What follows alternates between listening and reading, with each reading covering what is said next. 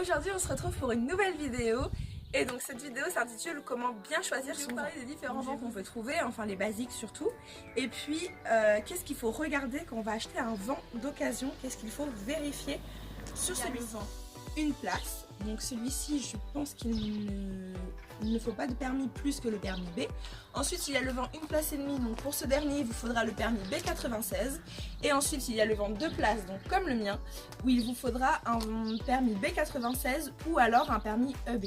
Le permis B96, il faut que le PTAC du véhicule plus le PTAC de la remorque fasse pas plus de 4250 kg.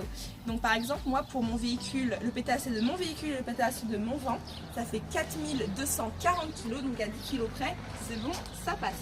Donc j'ai juste besoin d'avoir le permis B96. Donc ce dernier était juste une formation de 7 heures, alors que le permis, et donc à la fin on l'a.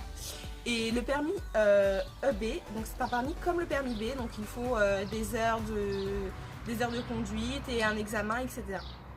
Donc voilà, ensuite il y a aussi les vents obliques, donc où les chevaux sont obliques, mais ça c'est encore d'autres choses. Là je vais vous parler juste des vents simples. Donc les choses à vérifier sur le vent. Pour les informations concernant la vérification du vent, je me munis d'un petit papier pour ne rien oublier. Et on commence tout de suite avec la flèche. Donc la flèche c'est tout ce qu'il y a ici. C'est toute cette partie là en forme de triangle. Il faudra pousser, alors c'est un peu dur, et ça doit revenir tout seul. Donc on voit que ça bouge un peu. Donc quand on pousse ceci, ça doit revenir tout seul. Et quand on pousse ici, ça ne revient pas tout seul. Alors il faudra changer l'amortisseur d'attelage. Donc je pense que c'est quelque chose qui est là-dedans. Voilà. Vérifier l'état des pneus. Comme là vous voyez, là c'est ma roue de secours. La roue de secours concrètement elle est foutue. Elle est toute fissurée, toute craquelée. Donc si je crève, ma roue de secours ne me sert à rien. Donc ensuite il faut vérifier aussi la taille des pneus. Donc c'est ce qu'il y a ici à l'envers, donc c'est écrit 175 70 R13. Donc ça c'est la taille des pneus. Ça à vérifier. Et ensuite du coup oui aussi l'usure du coup des pneus. Donc comme je vous dis, si c'est craquelé comme ça, on oublie. Ensuite donc on vérifie le pont. Alors. Donc moi j'ai un pont. Si j'enlève pas ça, ça va pas le faire en fait. J'ai un pont où du coup il est amorti, vous voyez, je peux le laisser descendre tout seul. Et pour remonter pareil, donc ça c'est hyper pratique. Donc il faudra vérifier sur le pont. Moi j'ai mis ça, je ne vais pas l'enlever. Pour le pont, il faudra vérifier le plancher en dessous. Il faut vraiment vérifier le bord, c'est souvent là en fait où il y a les urines, le caca, tout ça qui fait que ça fait moisir le bois. Donc il faut vérifier le plancher, donc on lève le caoutchouc et on vérifie le plancher que rien n'est pourri en fait. Donc on vérifie bien le plancher. Donc là j'ai une petite trappe ici. Donc ici il faudra bien vérifier qu'il n'y a pas de fuite en fait, que le joint soit bien homogène pour qu'il n'y ait pas de fuite d'eau. Donc ça c'est à vérifier aussi également. À vérifier l'électricité, donc c'est-à-dire les feux ici. Donc pour ceci, pour le vérifier, c'est ça. Ici j'ai une prise, donc la prise qui est reliée au vent. Celle-ci, on la branche dans le véhicule, donc là c'est une branche 7, mais souvent les nouveaux véhicules sont faits de branche 13, donc il suffit juste d'acheter un petit adaptateur, pardon. Donc souvent ils sont vendus assez cher, autour de 20-25 euros.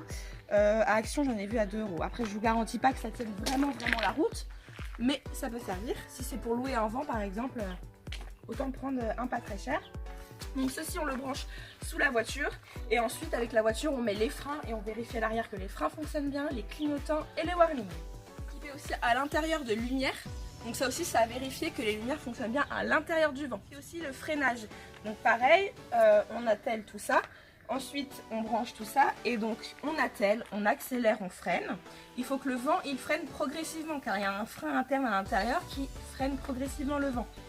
Et aussi reculer, et ça ne doit pas se bloquer non plus quand on recule. Tout doit être bien fluide. Comme si ça faisait que un frein à main est mis.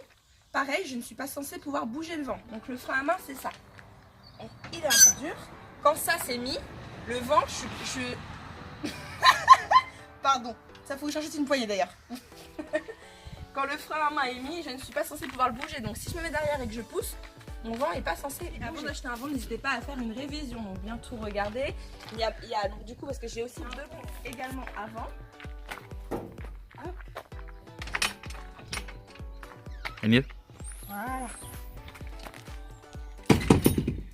Donc les ponts avant, c'est très pratique quand on a vraiment un cheval qui est compliqué à descendre en marche arrière. Donc dans ce cas-là, on peut le faire descendre par l'avant. Bien sûr, c'est des choses à éviter parce que ensuite le cheval prend l'habitude de monter par l'arrière, de descendre par l'avant. Et le jour où vous changez de vent ou le jour où il y a un autre souci et que vous avez un vent où il n'y a pas de pont avant, bah, votre cheval ne reculera pas.